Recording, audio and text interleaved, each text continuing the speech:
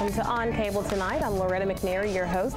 We have a great show planned for you, one I know you're going to enjoy. Help me welcome to the studio my very special guest, Ms. Shawn Sandy, Hello. Leadership Memphis, and Ms. Regina Walker, United Way, and also a board member of Leadership Memphis. Okay, and we're here to give everybody a golden opportunity from Leadership Memphis. So Sandy, Shawn, you tell us about it. Well, Leadership Memphis is going on 30 years of developing community leaders. Okay. Our motto is we're building a greater Memphis by building greater leaders. And this, like I said, this is our 30th anniversary. And we have very, very exciting news in that we have expanded the programs with Leadership Memphis. In 2005, Leadership Memphis graduated 44 members of the Executive Leadership Program. Wow, And is that the largest class? no. Really? In 2008, we will graduate and have over 540 people pass through our community leadership development programs, Awesome. workshops, and professional development series. So we're really expanding to address the entire need of developing community leaders. And what I'm here specifically to talk to you about today is our Grassroots Community Leadership Development Program.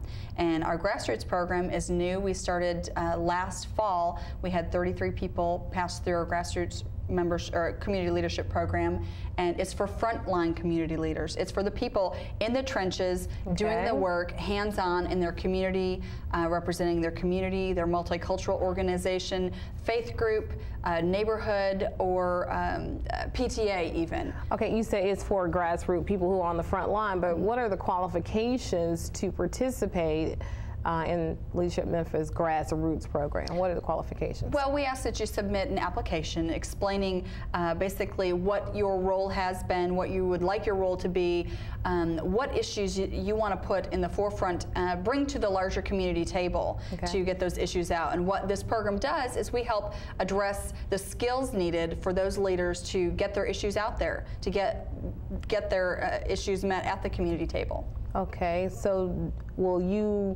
are people nominated, or can you nominate yourself? Both. You can nominate yourself. You can request an application, or if you know someone, say your neighborhood leader or someone on your PTA board who needs to go through and take some notice of developing their foundational leadership skills, you can nominate someone, and then we would send them an application, and they could fill out the application to participate. Okay. Well, Ms. Regina, what's your role with Leadership Memphis? I know you are an alumni and you're a board member, so that means that I'm assuming you went through the program at some point. In 1987. In 1987. It was the class of 87. And as we always say, the class of 87 was the best, but every year would say the same thing, and it's true. Every class is the best class. Okay. But I've had so many hats with Leadership Memphis, if I can get it to fit over my hair. But I was last year chaired the admissions committee, and prior to that, I chaired. What does the admissions? Well, the admissions committee will review the requests from leaders throughout the community who wants to be a part of the Leadership Memphis movement. Okay. And again, with this upcoming class that's coming up, we're going to have close to 80 participants, which is going to be the largest. Again, celebrating our 30th year anniversary. And prior to chairing the admissions committee, I chaired the program committee, which is really the best part of what we do, even though everything that we do is great, but that is really the best part because of the exposure that existing leaders will get. And it's not just exposure to what is great and what's going on in Memphis and Shelby County and the state of Tennessee and our country, but it's worldwide. And they have the opportunity through video conferencing to have a conversation with other leaders in the world. Okay. Absolutely fantastic. And prior to that year, I was the co-chair for the program committee. So I've worn many hats with the organization. And you continue to, but I know everybody's going to recognize you and say, I know her from somewhere else. Everybody knows you from United Way. Yes. So what's your role at United Way? Well, I am the Senior Vice President for Community Impact. And I work with, or I should say, I work for, with 12 other staff members, volunteers who actually make the decisions about the investment of the funds that people such as yourself would donate to United Way. So we meet with the agencies, we look at what's going on in the community, and we provide those funds to the agencies. But in addition to that, this has been an area looking at neighborhood leadership that United Way started investing in 1985, I believe, through our Venture Fund program, and we were funding community-based groups, helping them to address the issues in their communities, because we realized if change is going to occur, it occurs where the people are, and for those people who know it, see it, and understand it. So when we had the opportunity as United Way, because we supported Leadership Memphis, and Leadership Memphis partnered with the Memphis Community Development Partnership to do this work. And it just so happens United Way funds the Community Development Partnership. So the connections are just tremendous, and I would say like minds think alike, and we will find each other to provide the support. Absolutely. So, Shawn, what's the difference between the program that Regina went through and the grassroots program? Regina went through the Executive Leadership Program, which for about 28 of the 30 years with Leadership Memphis, that was the core program. They did a few workshops and things, but the Executive Program was the only long-term program that they offered to train the proven leaders in our community, people who needed that larger scale leadership model. The grassroots program is a little bit different. It's for people who need a little bit more foundational leadership skills, such as how to organize a meeting, how to prioritize the goals of your organization or your mission, and how to apply your leadership skills, motivating people to help you reach those goals.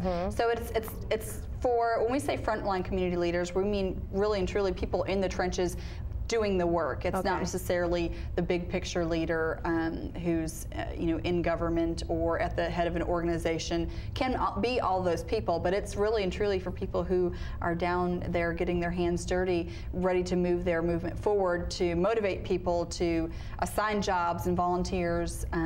It's a very, very important role. Is it just for those people who are unpaid, such as volunteers, or can you be a paid person over an organization that's doing stuff in the community at a grassroots level? Oh, absolutely. I mean, we have had people in the green movement, for instance, just an example, or some sort of emerging nonprofit groups come through the program, or even if it's a nonprofit group who has a particular employee who is heading up their volunteers and needs a little bit stronger leadership training to be able to move those body of volunteers into the goals of the organization. Is there an age requirement or restriction? No, no age requirements, no age restrictions. What if you're 16? Well, apply. I mean, I think we had a very young man who came through the program, the original program last year. He was ready to take back his neighborhood and really get involved with the youth in his neighborhood and what was going on. And he went through the program and was very successful. How long does the program last? The program is 10 weeks. It starts on a Saturday. The next session starts Saturday, August 25th, and then it will continue on Tuesday evenings for several hours after that for 10 sessions. And it's just time flies. I know Regina participated during some of the sessions last year. Yes, I did. And another aspect, a unique aspect of this program, being a part of Leadership Memphis, is the connection between the two, the grassroots leadership and the executive program. Because of my work, I get the opportunity to see all of the community from the CEO level all the way down to the grassroots community level. What sometimes is missing is the opportunity for these two groups to really plan together, talk together, network together, have dinner together. And the way that Leadership Memphis is conducting this, those opportunities are increasing tremendously for those shared visions to be discussed together, as opposed to their isolated environments. What about neighborhood watch groups? Because there are a lot of little mom and pops kind of groups in the neighborhood that are trying to do the neighborhood watch, but I know there's some training for that too, so can they participate as well? Absolutely. How many participants are you guys looking for? Can you take? This fall session and the session starting in the spring. We're looking for 40 participants each, and we welcome, like I said, all applications. You can get an application by calling the Leadership Memphis office. Okay. Or I think they've been showing that number. Well, what's that number? It's 901-278-0016. Okay. We just need, whether it be an address, a fax number, or an email address. You can also email admissions@leadershipmemphis.org and just put a note in there that you want an application for the Grassroots Community Leadership Program. Wow. So what would restrict a person from being included in the program or accepted? Well, it's not necessarily any one thing I could say that would restrict someone. We just look for, in all the programs that Leadership Memphis produces, the Grassroots, the Fast Track, the Executive Leadership Program, we want a really great mix of participants. People representing nonprofit, faith, multicultural, business, government, education. We really strive to create a nice mixture. That's Regina put in hours of work on the admissions committee looking for a really good mixture of people. So there's nothing I can say that would restrict anyone. It's just we look to balance the experience that people have too with each other. The only restriction would be the inability to commit the time to participate. Okay, because it is 10 consecutive weeks, straight weeks on the Tuesday. Okay, what about somebody who coaches a Little League baseball team or football team? They are just strictly doing that, but it improves the community. You know, it helps the kids, and they are trying to find out how to do it better. They don't really have a name. They're not organized to the hilt of a neighborhood association. So sure. It does not have to be anyone associated with an organization. It really can be anyone, again, who wants to build their leadership skills. This program is delivered in a very, very interesting way. There's a lot of variety into it. It's facilitated by Jean Gray-Carr. She's with Team Trek Executive Coaching Group, and she is an incredible facilitator, and they learn the leadership skills. They work on basic foundational leadership skills. A lot of it's self-assessment. You have to understand your leadership style and what you're made of, and where you might be lacking in an area or where you might have more strengths than others, and how to use those strengths to motivate people. And then one of the unique things that Leadership Memphis does as well is we bring in our alumni, and we always incorporate their experience. We have nearly 1,600 alumni who've been through the Executive Leadership Program, and so we bring them in to help share their experience, and like Regina said, connect those grassroots leaders with people that they might not in their everyday business or work or dealings be able to get an audience with, or being able to share and exchange information with. Okay, are there mentor programs with the executive level leadership and with the grassroots leadership? Do they assign mentors? It occurs naturally. Okay. And that's the beauty of this program, because you have the opportunity to have conversations, and again, to experience the shared visions together. Okay. And so it occurs naturally. Okay. That would be the hope. No, it has worked. And it does work. Has worked. Without it being formalized. It truly has worked. Okay.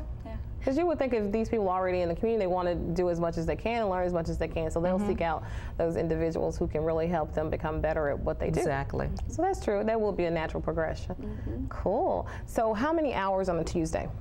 It's, I think, it varies between about 2.5 to 3 hours on a Tuesday.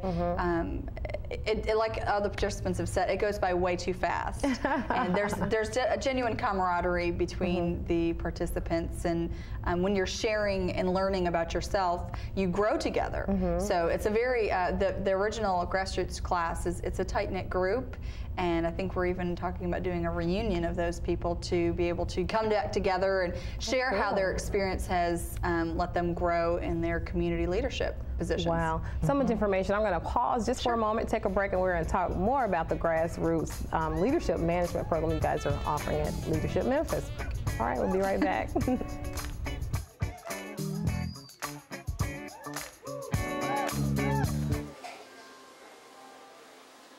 I gotta be honest with you, standing there is not gonna help me make a decision. I'm gonna need you to back off. New stuff faster.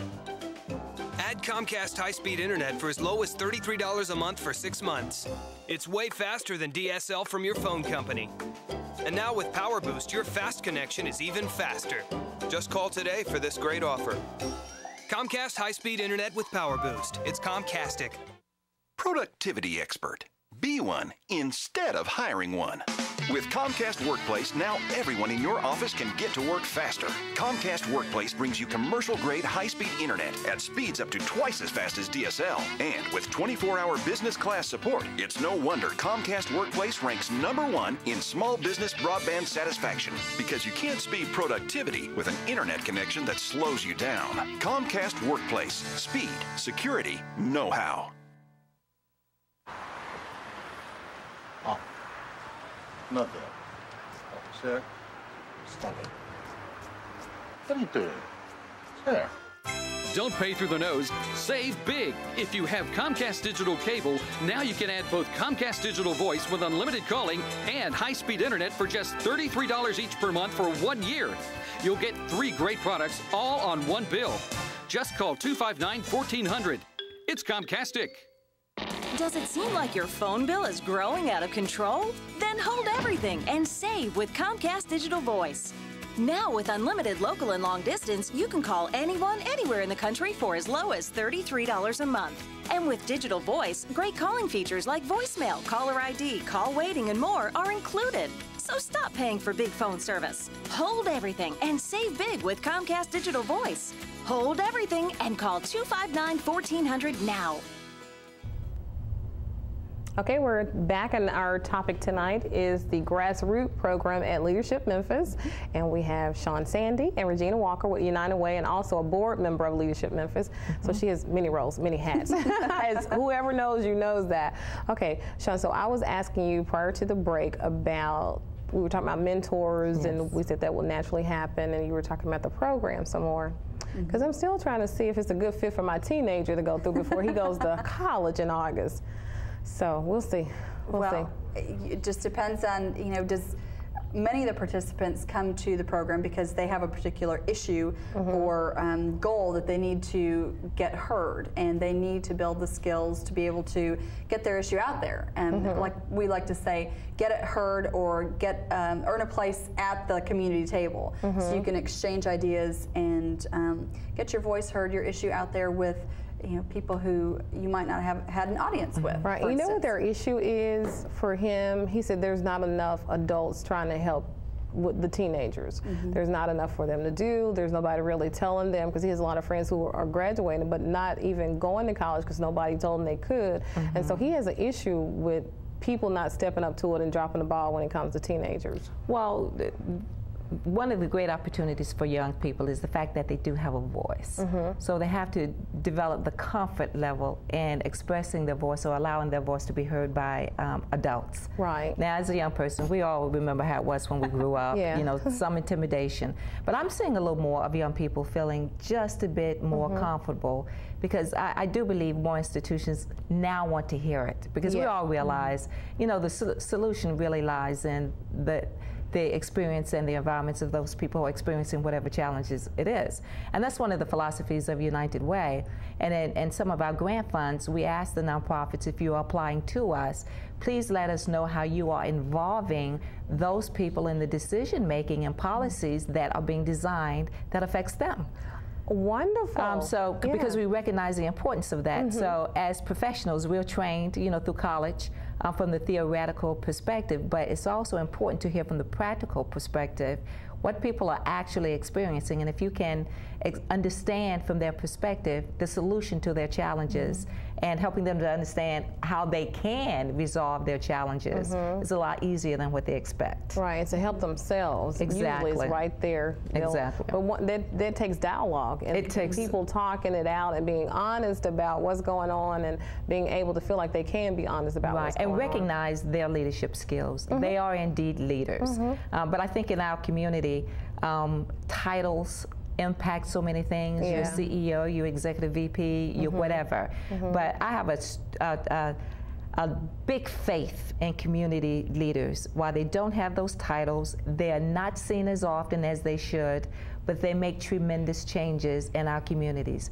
We get that move, not if we get that movement, it is occurring. It's just that many of us will not or don't understand the movement in the communities. And again, that's the value of this program, where communities can come together, compare notes, and realize the power that exists within themselves as individuals and within themselves as residents in a neighborhood to create change. And then they get examples of how they can do it, and then they realize, yeah, I am indeed doing it, while I don't have the title. But I am doing it. And so we as a community, as a nonprofit, as institutions, the more we can find ways to support that work, to me is very critical to the success of Memphis. Of course, being the best that we can be. Definitely. So what was the thought behind the grassroots program, part of it? Well, the grassroots program, there was such a need for this type of empowering. As I was listening to Regina talk, I thought this is empowering. And at Leadership Memphis, we have 3 strategic and programmatic goals that go into every program we develop. And this grassroots program really kind of naturally evolved from these goals too. Let's see if I can get them all correct. But the first being to advance diversity and inclusivity. The second, to increase creative and innovative leadership. Just like Regina was saying, when you get the people who have the strongest stake in the issues involved in solving the problems, that's very powerful. You're going to get the best, the most creative solutions. You know, throwing money at the problems is not always the answer. Money's great, but often it takes time to think outside the box. Right, definitely. And the other goal is to increase the leadership accountability too. We want people to say, it's my problem. I'm responsible for taking ownership of that, and I'm not going to complain unless I'm going to do something about it. So those goals go into everything we do, and the grassroots program certainly is a program that's built around those goals and is, again, our aim to really help move Memphis forward and take it to the next level.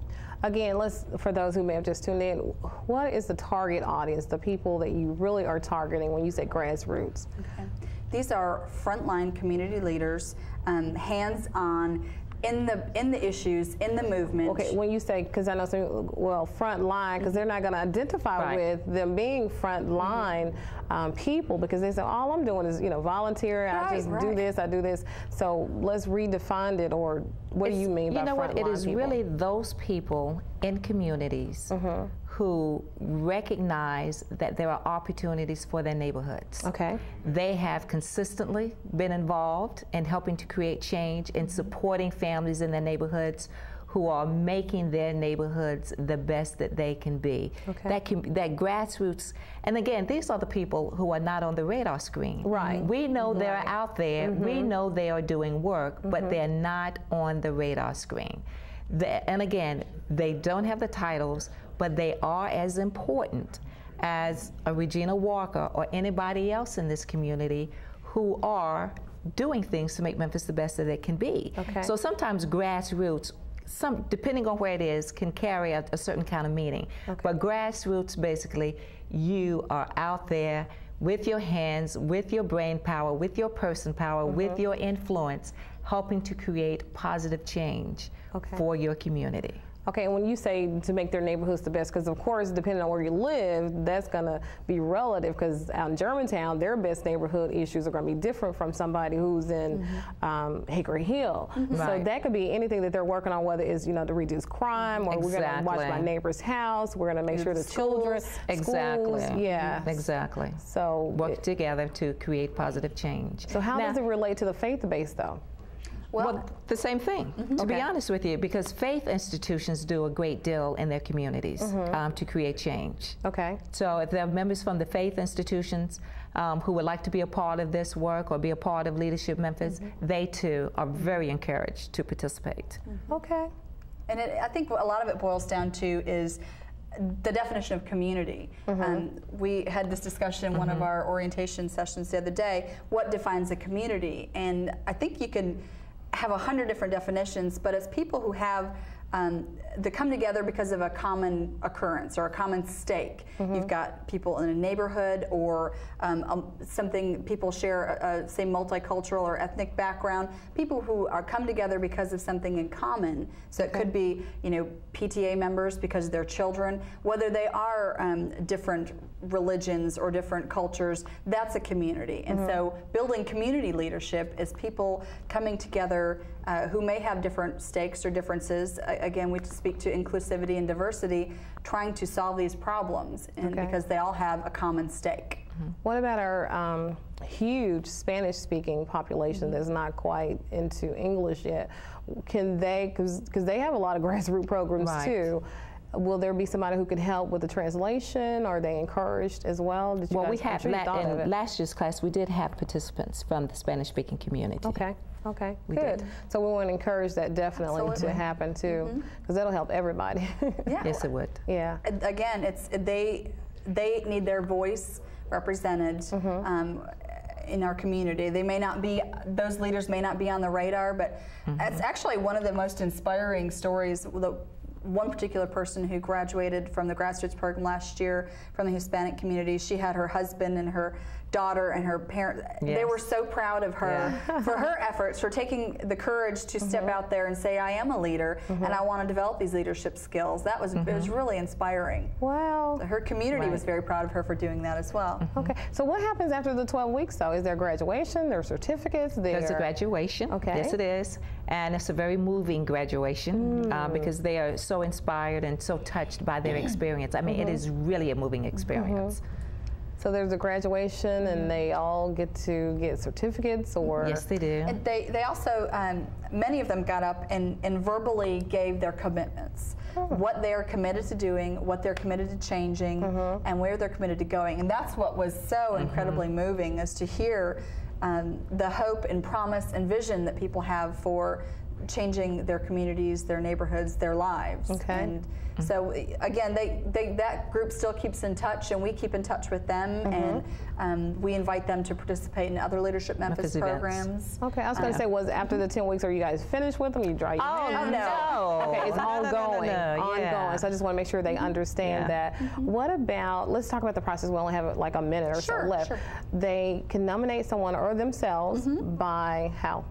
Well, you can call us and ask call for an us application. At 901-278-0016. Okay. They can send an email with their contact information to admissions@leadershipmemphis.org, or just visit our website, which is www.leadershipmemphis.org, to get more information about that, or to, again, there's a link on there to click and send an email, and then we'll follow up and send an application. They fill out the application, and then we'll take and, like I said, review it and go deep into putting together the best class possible. When's the deadline? Application deadline is July 27th. July 27th, and the class actually starts August 25th. Wow. Okay, that's a lot of information. Wow. Okay, so they got to call you guys and get more information. Regina Walker, United Way Guru. I want to thank you so much for being our guest. Pleasure. And Shawn, thank you so much for bringing this information to the public. And thank you all for watching on cable tonight. I'm Loretta McNary. It's been my pleasure. Think positive, dream big, and we'll see you the very next time.